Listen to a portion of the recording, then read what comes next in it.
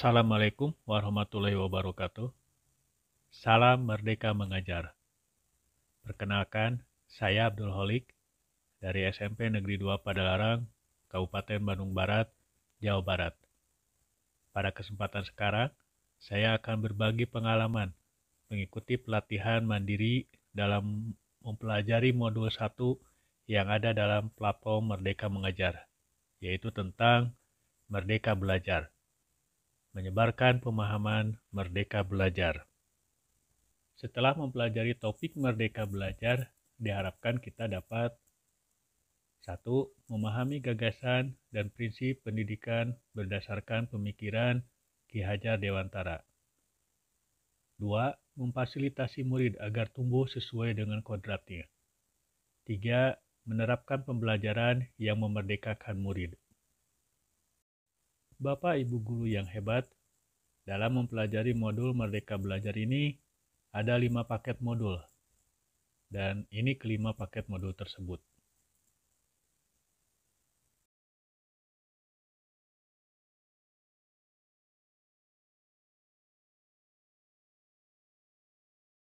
Mari kita mulai dengan modul pertama, yaitu mengenali dan memahami diri sebagai pendidik. Di sini kita diminta untuk merefleksikan diri dan peran sebagai pendidik. Kemudian, memproyeksikan diri mau menjadi guru apa di masa depan. Dalam hal ini, kita mempelajari 3 hal. Yang pertama, mengenali diri dan peran seperti apakah saya. Ki Hajar Dewantara menyampaikan, manusia merdeka yaitu hidupnya bersandar pada kekuatan sendiri, baik lahir dan batin, tidak tergantung pada orang lain. Untuk mengetahui dan mengenal karakteristik murid dan kebutuhannya, kita harus lebih dulu mengenali dan memahami kekuatan dan kelemahan kita sebagai pendidik. Pendidikan itu menuntun kekuatan kodrat yang ada pada murid sesuai dengan perkembangan zaman. Mendidik murid sama dengan mendidik rakyat. Untuk itu, guru harus siap dan adaptif terhadap perubahan. Dengan belajar secara mandiri untuk terus mengembangkan potensi menghantarkan murid kita menjadi murid yang merdeka. Yang kedua, apa peran saya sebagai guru? Ki Hajar Dewantara mengatakan, anak-anak hidup dan tumbuh sesuai kodratnya sendiri. Pendidik hanya dapat merawat dan menuntun kodrat itu. Disinilah guru berperan sebagai penuntun, motivator, fasilitator, sekaligus penggerak ke arah transformasi pendidikan yang berpihak pada murid. Peran ini sangat penting dalam pembentukan karakter dan pengembangan kompetensi murid sesuai kodratnya. Dan yang ketiga, ingin menjadi guru seperti apakah saya? Kita sudah familiar dengan konsep dari Ki Hajar Dewantara, yaitu ing ngarso sung tulodo, ing madya mangunkarso tuturi handayani. Dalam dunia pendidikan, semboyan ini memiliki arti. Kalau guru itu harus mampu menjadi contoh bagi muridnya, baik dalam sikap maupun pola pikirnya. Guru harus mampu memberikan inspirasi dan motivasi bagi anak didik, hingga anak didik diharapkan bisa lebih maju dalam belajar. Dan guru harus mampu memberikan kepercayaan dalam melaksanakan tugasnya dengan baik. Inilah hakikatnya guru yang mampu memerdekakan murid. Bapak Ibu guru yang hebat, sekarang kita lihat modul yang kedua, yaitu mendidik dan mengajar. Pada bagian ini ada 3 hal yang harus diketahui, yaitu 1. Mendidik menyeluruh, 2. Pendidikan selama 1 abad, dan 3. Menjadi manusia secara utuh. Pengajaran merupakan cara menyampaikan ilmu atau manfaat bagi hidup peserta didik secara lahir dan batin. Mendidik adalah menuntun segala kodrat yang ada pada peserta didik, sehingga dapat mencapai keselamatan dan kebahagiaan setinggi-tingginya. Pengajaran merupakan bagian dari pendidikan. Pendidikan tidak sekedar memberikan pengetahuan, namun mendidik keterampilan berpikir dan mengembangkan kecerdasan batin peserta didik, serta mengembangkan potensi yang ada pada dirinya. Pendidikan zaman dulu sangat berbeda dengan pendidikan zaman sekarang. Dulu kita masih menemukan murid yang dihukum bila tidak mengerjakan tugas. Dilakukan kekerasan kepada mereka yang tidak disiplin. Sistem penilaian yang lebih menilai pada pencapaian kognitif. Ki Hajar Dewantara memperkenalkan pendidikan yang humanis dan transformatif. yang dapat memelihara perdamaian dunia melalui sistem Among dengan semboyannya Ingarso Sing Tulodo, Ing Madia Mangunkarso Tuturi Handayani. Inilah esensinya merdeka belajar. Menurut Ki Hajar Dewantara, pendidikan yang sesuai dengan bangsa kita adalah pendidikan yang humanis, kerakyatan, dan kebangsaan. Manusia memiliki dua hal yang utama, yaitu jasmani dan rohani, ditambah dengan adanya akal untuk berpikir. Itulah kodrat manusia. Bersatunya pikiran, perasaan, dan kehendak dapat menumbuhkan daya dan memunculkan budi pekerti. Inilah yang harus dikembangkan oleh guru agar para muridnya dapat mencapai kebahagiaan dalam hidupnya. Proses pembelajaran bukan hanya pencapaian kognitif saja, tetapi perlu dikembangkan olah cipta, olah rasa, olah karya, dan olahraga. Berikutnya yaitu pembahasan modul ketiga, yaitu mendampingi murid dengan utuh dan menyeluruh. Ada dua hal yang dipelajari, yaitu kodrat murid dan asas trikon. Yuk kita lihat apa maksudnya. Yang pertama, segala sesuatu yang berhubungan dengan murid berkenaan dengan kodrat keadaan yang terdiri dari dua hal, yaitu kodrat alam dan kodrat zaman. Kodrat alam berkaitan dengan sifat dan bentuk lingkungan tempat tinggal murid. Perlakuan murid yang berada di pedesaan akan berbeda dengan murid yang ada di perkotaan, atau perlakuan murid yang ada di daerah pantai dengan yang ada di daerah pegunungan. Sedangkan kodrat zaman adalah bagian dasar pendidikan murid yang berhubungan dengan isi dan irama. Dalam hal ini disesuaikan dengan zamannya. Maka sekarang kita mengenal kecakapan abad 21. Berhubungan dengan perkembangan zaman, Ki Hajar Dewantara memperkenalkan asas trikon. Mari kita lihat.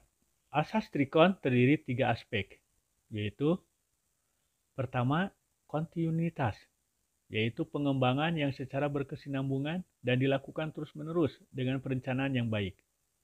Budaya, kebudayaan, atau cara hidup yang bersifat kontinu, bersambung, tidak putus-putus.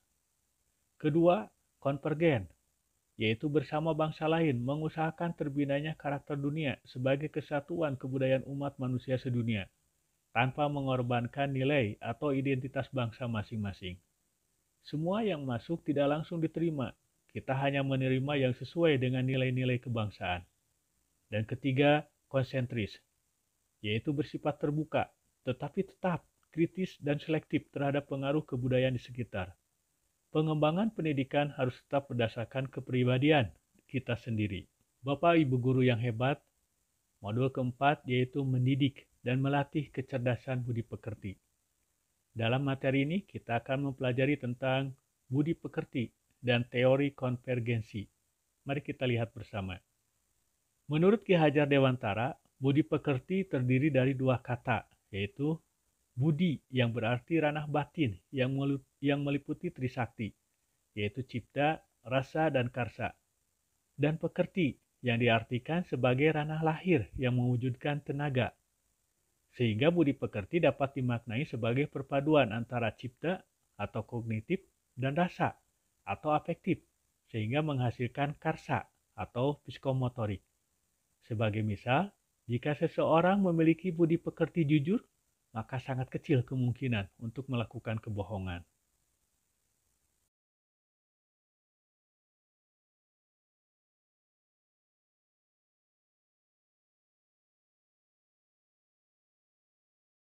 Berikutnya yaitu teori konvergensi.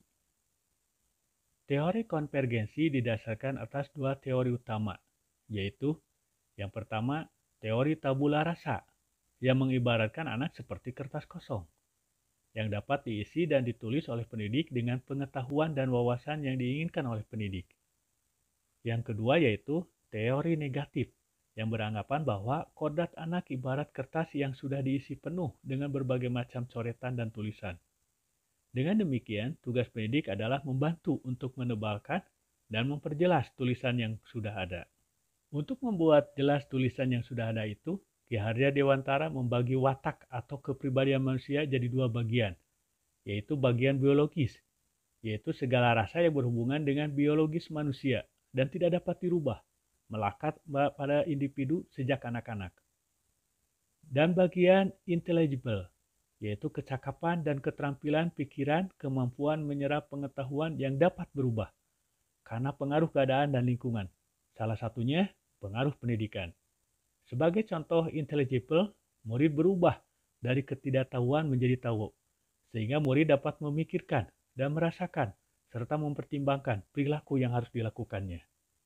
Bapak Ibu guru yang hebat, modul terakhir atau yang kelima dari belajar merdeka ini adalah tentang mengantarkan murid selamat dan bahagia. Tujuan akhir dari seluruh pendidikan itu adalah keselamatan dan kebahagiaan murid. Semua ini bisa tercapai dengan memahami peran guru melalui sistem Among. Dalam pendidikan bukan hanya sekolah yang berperan, tetapi juga ada keterlibatan secara langsung dari pihak keluarga dan masyarakat sekitar. Di zaman abad ke-21 ini, murid merupakan generasi natif digital yang hidup di era kemajuan. Sangat mengharuskan guru menjadi pendidik yang inovatif, adaptif, reflektif, kolaboratif, dan selalu berpihak pada murid. Bapak dan Ibu guru yang hebat, demikianlah pemaparan saya tentang pemahaman terhadap modul Merdeka Belajar. Semoga kita selalu hebat dalam membawa kebahagiaan murid-murid kita. Barokallah, amin. Di akhir kata, saya sangat mengharapkan Bapak dan Ibu semuanya untuk mengisi link umpan balik yang ada pada deskripsi di bawah ini. Link tersebut berisi tentang apa yang Bapak Ibu pikirkan dan langkah apa yang akan dilakukan oleh Bapak dan Ibu setelah ini. Terima kasih atas perhatiannya. Tetap semangat. Salam bahagia. Wassalamualaikum warahmatullahi wabarakatuh.